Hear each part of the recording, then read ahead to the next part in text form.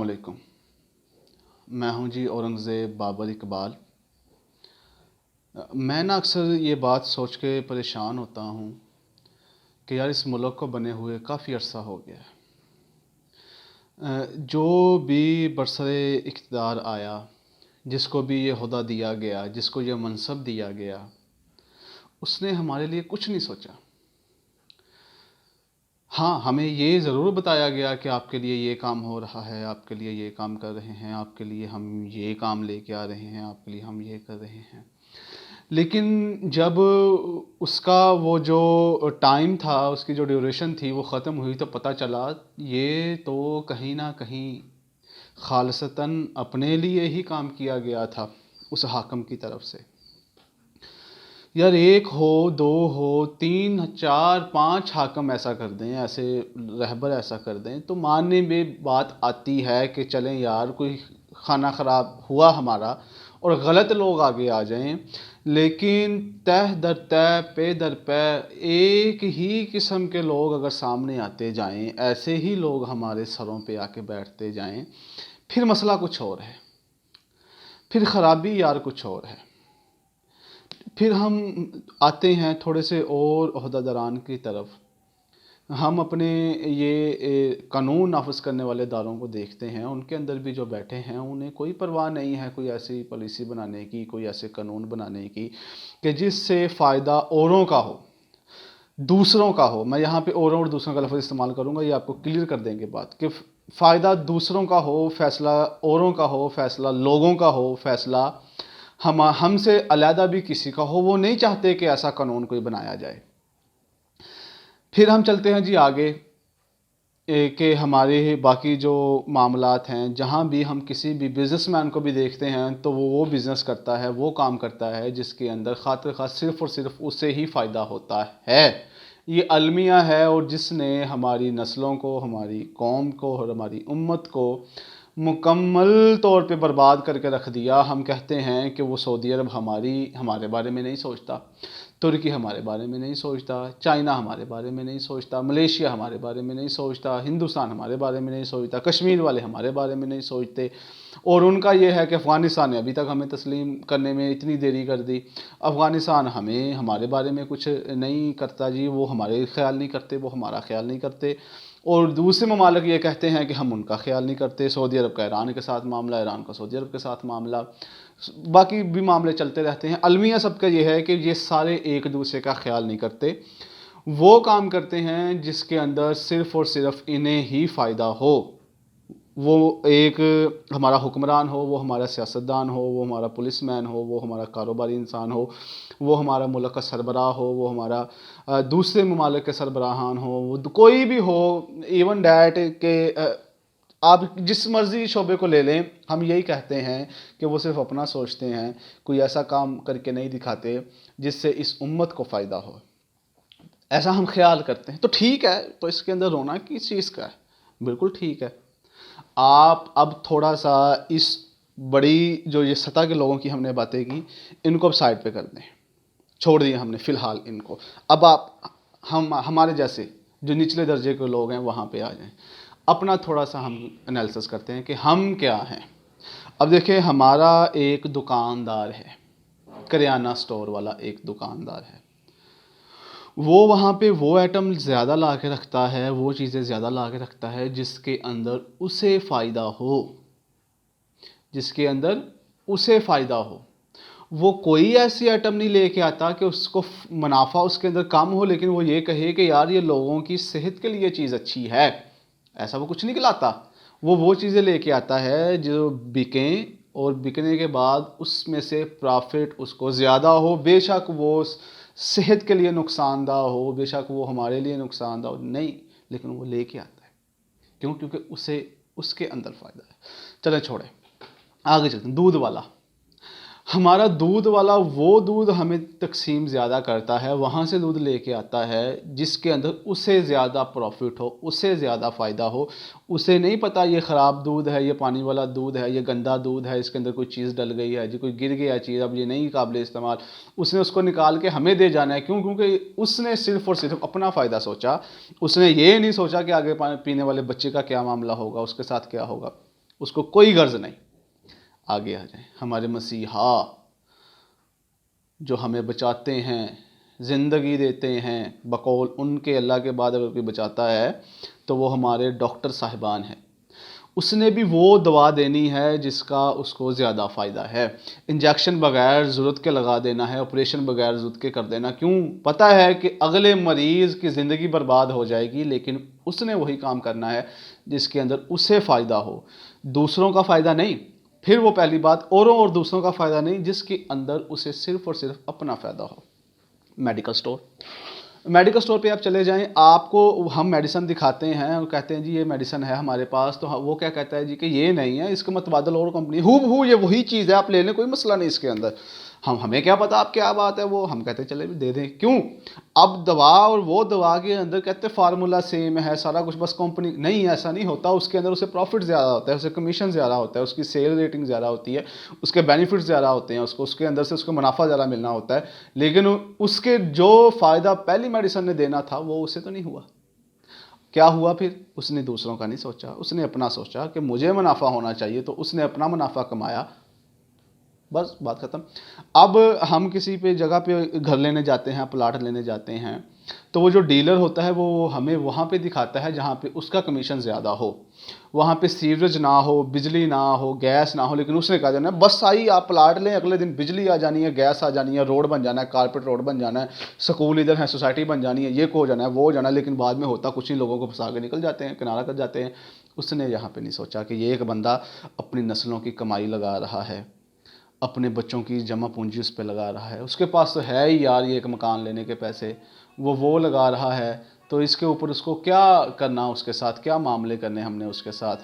تو وہ اس کا نہیں سوچتا. اب جب وہ اس کا نہیں سوچتا تو پھر وہ کیا کرتا ہے کہ وہ چیز دیکھتا ہے جس کے اندر اس کا اپنا فائدہ ہو. جب اس کا اپنا فائدہ اسے وہاں سے مل رہا ہوگا، اسے کوئی پرواہ نہیں ہے کہ باقی بعد میں کیا ہوا. یہاں پہ بھی اس نے اوروں کا نہیں سوچا، اس نے اس یتیم اور مسکین کا نہیں سوچا، اس نے اپنا سوچا. وکیل لے لیں. وکیل نے جب کیس لڑنا ہے، اس نے اپنی جو کیس کی فیس ہے وہ اس نے لینی ہے، وہ 50,000 ہے، وہ 10,000 ہے، اسے نہیں پتا آگے حق ہے نہ حق ہے. ٹھیک ہے نا جی، اس نے لڑنی ہے، اسے آگے نہیں پتا کہ میں غلط کا وکیل ہوں، اسے اپنا فائدہ دیکھنا ہے. اسے جس کے اندر اپنا فائدہ ہو اس نے اپنا فائدہ لینا ہے. اب اس کا مد مقابل سچ پہ بھی ہے تو اس نے اسے جھوٹا کر کے دکھانا ہے. اسے اس چیز سے کوئی پرواہ نہیں ہے کہ اس میں میرا کیا ہے، اس میں کسی اور کا کیا ہے. سکول میں آ جائیں، ہم نے کہاں سوچا اوروں کا؟ ہم نے وہ پرائیویٹ سکول جو بھی ہیں یا باقی گورنمنٹ سکول بھی ہیں، ہم نے کہاں بچوں کو پڑھانے کی ذمہ داری لی ہے؟ ہمارا فائدہ ہونا چاہیے. ہمیں سکول مینجمنٹ کا یہ ہے کہ ٹیچرز کم سے کم نکمے اور جہاں رکھ لیے جائیں، کم فیسز پہ رکھ لیے جائیں، فیسیں زیادہ رکھ لی جائیں، اور جہاں پہ ایٹ دا لیسٹ فائدہ ہمیں ہی ہو. ہم نے بچوں کے مستقبل کے لیے وہ قابل لوگ کہاں سے لے کے آئے؟ نہیں لے کے آئے. ہم نے آہستہ آہستہ چیزوں کو کم کر کے پیپر فنڈ کر دیا، کاپیاں اپنے پاس رکھ لیں، پھر ہم نے کتابیں بھی اپنے پاس رکھ لی، پینسلیں بھی ہم نے اپنے پر، پھر کنٹین بھی اپنے پاس رکھ لی کہ کہیں نہ کہیں سے ہمیں فائدہ ہونا شروع ہو جائے. ہم ایک سموسہ بھی بیچتے ہیں تو پرنسپل کو اس کا فائدہ ہوتا ہے. ہم ایک ٹیشو کا پیپر بھی بیچتے ہیں تو اس کے پرافٹ ہمیں آنا چاہیے. ہم پینسل بھی بیچتے ہیں تو کنٹین والے کے ساتھ ہمارا کمیشن طے ہوتا ہے کہ وہ ہمارے پاس آنا چاہیے. ہمیں فائدہ ہونا چاہیے. ہم پیپر فنڈ بھی اتنا لے لیتے ہیں، ہم کاپیز کے پیسے بھی لے لیتے ہیں، ہم فیس الگ سے لیتے ہیں، ہم چھٹیوں کے پیسے الگ سے لیتے ہیں. کیوں؟ ایٹ فائدہ ہمیں ہونا چاہیے. باقی جو 2,000 1,500 500 بچہ پڑھ رہا ہے اس کو کیا فرق پڑتا ہے؟ ہمیں اس سے کیا ہے؟ ہمارا فائدہ ہونا چاہیے. ٹھیک ہے جی. آپ اپنے گھر کے اندر اپنے گھر کو صاف کرنے کی کوشش کرتے ہیں، گند اگلے کے اندر ہو، آپ کو اگلے گھر کے آپ کو کیا فرق؟ آپ کو نہیں پڑنا چاہیے. پانی کی آپ نے گھر دھویا سارا، اپنا روڈ اونچا کر کے، آپ نے اپنے اونچا کر کے پانی ادھر کو بہا دیا. آپ کو اپنا فائدہ ہونا چاہیے، دوسروں کا کیا سوچنا آپ نے؟ تو پھر بھائی جان یہ سارے معاملے آپ اور میں کر رہے ہیں نا. سبزی والا وہ سبزی لے کے آتا ہے جو ادھر سے 10-20 روپے کلو ہو، ہمیں آگے وہ پر سبزی کے پیچھے 20-25 روپے کما آگے چلا جاتا ہے. آپ اور ہم ہی ہیں نا، کوئی اور تو نہیں نا. کون کر رہے ہیں؟ یہ صرف اپنا ہی سوچ رہے ہیں. تو جب آپ اور میں اپنا سوچ رہے ہیں، ایک دکاندار اپنا سوچ رہا ہے، ایک ٹیچر اپنا سوچ رہا ہے، ایک اسکول کا پرنسپل اپنا سوچ رہا ہے، ایک میڈیسن والا اپنا سوچ رہا ہے، ایک میڈیکل بندہ اپنا سوچ رہا ہے، ایک ڈاکٹر اپنا سوچ رہا ہے، تو کیا موت پڑتی ہے کہ اگر سیاستدان بھی اپنا ہی سوچے؟ کیا فرق ہے جی کہ اگر ایک پولیس والا بھی اپنا ہی سوچے؟ کیا اس کے اندر آپ کو کیا تکلیف ہے کہ اگر عالم دین بھی اپنا سوچے؟ آپ نے کون سا کسی اور کا سوچا ہے؟ کیوں ان کے اوپر آپ یہ پھندا ڈال رہے ہیں کہ وہ لوگ بھی کسی اور کا سوچ کے شروع ہو کے دکھائیں، ہمارے لیے پالیسی بنائیں، ہمیں کامیاب کریں؟ آپ نے خود نہیں کسی کا سوچا، اور انہیں اس بات کے جی کہ ان لوگوں نے 73 سال سے 72 سال سے ہمارا نہیں سوچا۔ آپ نے اپنی زندگی کے 20 25 یا 50 سال میں کیا کسی کا سوچا ہے؟ اگر آپ بہت بڑے اور بہت سخی ہیں تو آپ نے اپنے گھر والوں کا سوچ لیا، اگر آپ اس سے بھی زیادہ سخی ہیں تو آپ نے اپنے رشتہ داروں کا سوچ لیا۔ اس کے علاوہ آپ کی سوچ کا معیار اور کیا ہے؟ آپ نے اس کے علاوہ اور کیا کسی کے بارے میں سوچا ہے؟ اور رونا اس بات کا، یہ اگر مان لیا جائے کہ یہ ہم ہی سے لوگ اٹھ کے گئے ہوئے ہیں تو وہی فلسفہ ہے جو ان کا ہے، جو ایک دکاندار کا فلسفہ ہے، وہی ایک سیاستدان کا فلسفہ ہے، جو ایک ڈاکٹر کا فلسفہ ہے وہی ایک سیاستدان کا فلسفہ ہے۔ نہ اس نے کچھ بخشا ہمیں، نہ اس نے کچھ بخشا، اس نے 500 1000 کا ہمیں ٹیکہ لگا دیا، اس نے کروڑوں اربوں کا ٹیکہ لگا دیا۔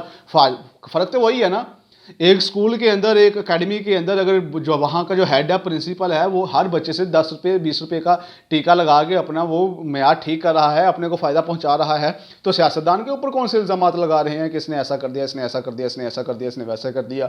آپ جس کاروبار میں ملوث ہیں، آپ دیکھیں، آپ بھی صرف اپنا فائدہ سوچ رہے ہیں، آپ نے کیا کسی اور کا فائدہ سوچا ہے؟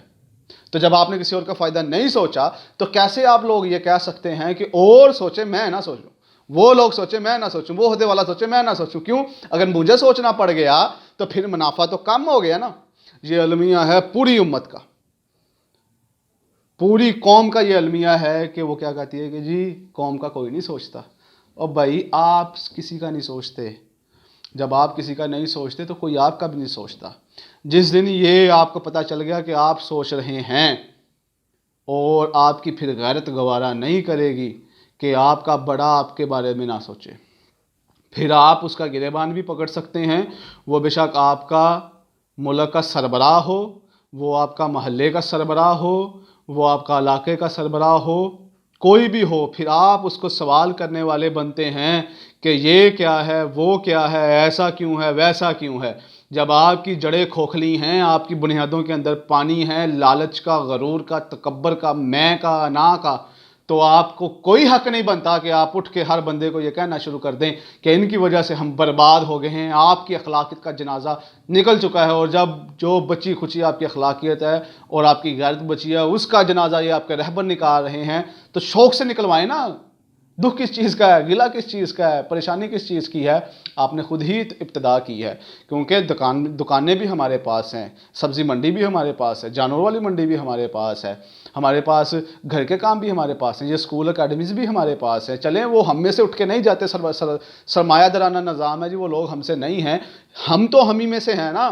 ہم ایک دوسرے کا کتنا کی سوچتے ہیں، ڈیلر بھی ہم میں سے ہے، پراپرٹی والے بھی، کون دھوکہ کس کے ساتھ کرتا ہے؟ وکیل تو ہم میں سے بن کے جاتے ہیں نا، کون کس کو لوٹ مار کر کے سارا کچھ کھا پی جاتا ہے؟